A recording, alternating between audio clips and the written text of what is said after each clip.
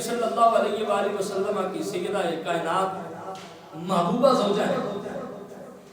اب الزام لگ گیا ہر قسم کا منافق اپنا جسے کہتے ہیں نا کہ ہر بندہ اپنا فائدہ تلاش کرتا ہے. ایک پاک سوچ ہوتی ہے, ایک پلید سوچ ہوتی ہے. پاک سوچ پاک طرف جائے گی, پلید سوچ ہمیشہ پلید طرف جائے گی. منفی سوچنے والے ہمیشہ منفی سوچیں گے, مثبت سوچنے والے ہمیشہ مثبت سوچیں گے. گلاس کے اندر آپ آدھا گلاس پانی بھر دیں, آپ اس کو دو قسم کی نظریں دیکھیں گی. ایک یہ دیکھیں گی کہ اس کے اندر خالی کتنا ہے, دوسرے یہ دیکھیں گے کہ اس کے اندر پانی کتنا ہے گلاس بھی وہی, اس کے اندر پانی بھی وہی, اس کی چال ڈھال, اس کا سارے معاملات, وہ سارا سٹرکچر اس کا وہی ہے, لیکن دیکھنے والی نظریں دو ہیں. ایک خالی دیکھتی رہی, ایک بھرا ہوا دیکھتی رہی. ازواج مطہرات ہو, نبی کے کردار اور اخلاق اور اطوار کی بات ہو تو وہاں بھی نظریں دو قسم کا کام کرتی ہیں. ہم نے میلاد منایا, ایک سوچ وہ ہے, اس نے کہا کہ نبی کا میلاد منانے کی وجہ سے اگر اللہ تعالیٰ ابو لہب جیسے کافر کو فائدہ دے سکتا ہے تو حضور کے غلاموں کو فائدہ نہیں ہوگا. یہ مثبت سوچ تھی. اب ظاہری بات ہے ہر قسم کی مخلوق دنیا میں پیدا ہوئی ہے. ایک اور خبیث سوچ اٹھی, اس نے کہا دیکھو ابو لہب نے نبی کا میلاد منایا تو جہنم میں جل رہا ہے, اگر وہ جہنم میں جل رہا ہے تو تم میلاد منا کر بچو گے. تو میں نے کہا خبیثو یہ بتاؤ کہ وہ نبی کا میلاد منانے کی وجہ سے جہنم میں گیا ہے یا نبی کی دشمنی کی وجہ سے گیا ہے؟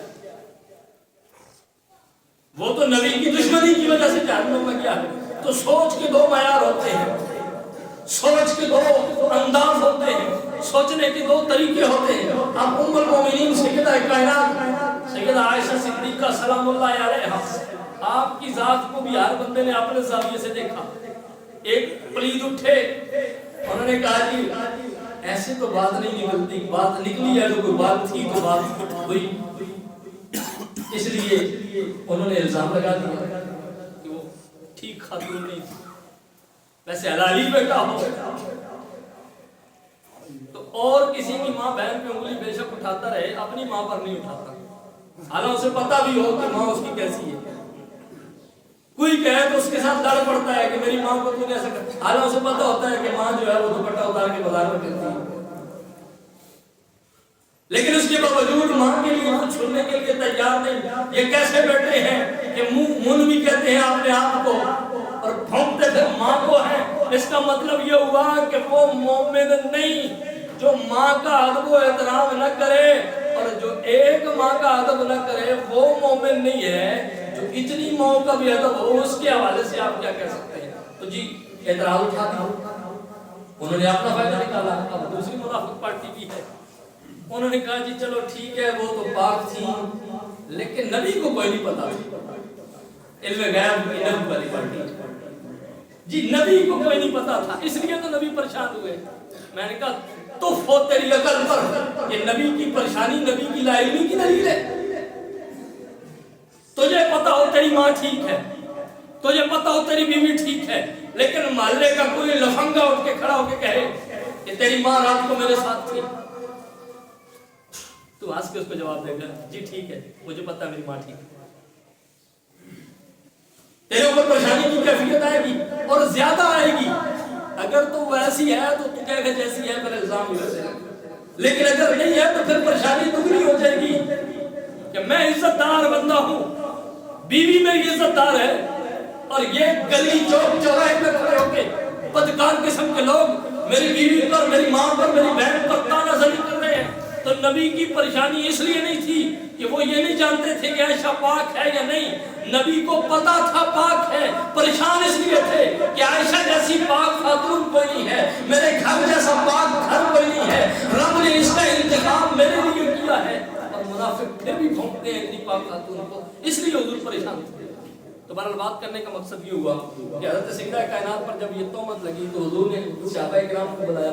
اب منافقوں کی رائے آپ نے سنی, اس دور کے ہوں یا اس دور کے ہوں, منافق منافق ہی ہوتا ہے, ہر دور میں اپنا رنگ دکھاتا ہے. اب مومنوں کی بات دیکھیے, حضرت فاروق اعظم کو بلایا گیا, کہا جناب آپ بتائیں آپ کیا کہتے ہیں میری زوجہ کے بارے بارے میں؟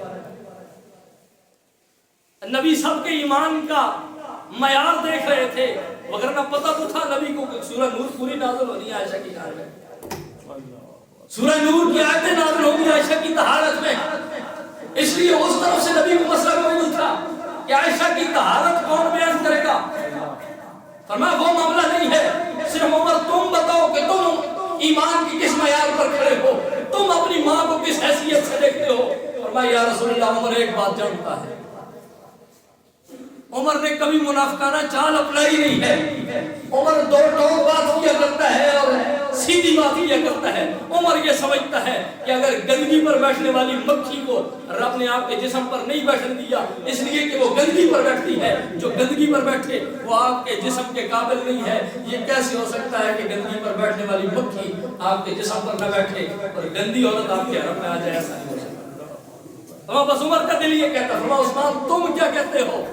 فرمایا یا رسول اللہ عمر نے اپنی بات بتا دیا، عثمان یہ سمجھتا ہے کہ اللہ تعالیٰ نے آپ کا سایہ نہیں بنایا، اس لیے کہ جب سایہ آپ چلے تو سایہ ستھری زمین پر بھی ویسے ہی پڑتا ہے، گندی زمین پر بھی ویسے ہی پڑتا ہے، تو چلتے چلتے کہیں آپ کا سایہ کسی گندی زمین پر نہ پڑ جائے، اس لیے آپ کے سائے کو رب نے گندگی سے محفوظ رکھا ہے۔ اور جو رب آپ کے سائے کی اتنی حفاظت کر رہا ہے وہ آپ کی بیوی کی کتنی حفاظت کرے گا؟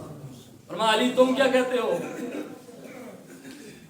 کیونکہ ایک دور آئے گا کہ لوگ تمہاری بات صرف سنیں گے اور تیرا نام لے کے لوگ میری عائشہ کو پھونکیں گے۔ فرمایا علی تم کیا کہتے ہو؟ فرمایا یا رسول اللہ علی یہ سمجھتا ہے کہ آپ ایک رات ایک دن عبادت کے لیے مسجد نبوی میں تشریف لے کر آئے، راستے میں آتے ہوئے کوئی ایسی نامناسب چیز جو پاک نہیں تھی آپ کے نالین کے ساتھ لگ گئی، آپ نالین پہنے ہوئے مسجد میں آ گئے، رب نے جبریل کو نازل کر دیا اور حکم ارشاد فرمایا مصطفیٰ نالین اتار دیجئے کیونکہ آپ کے نالین کے ساتھ ناپاک چیز لگی ہوئی ہے۔ یا رسول اللہ میں یہ سمجھتا ہوں کہ آپ کی نالین کے ساتھ رب گندی چیز پسند نہیں کرتا، آپ کے گھر کے اندر گندی عورت کیسے پسند کرے گا؟ جب یہ سارے معاملات ہو گئے تو پھر اللہ نے قرآن نازل کیا، پھر اللہ نے قرآن نازل کیا، اور اس سے پتہ چلتا ہے کہ ازواج مطہرات کی کیا شان ہے، ان کا کیا مقام، کیا مرتبہ اور کیا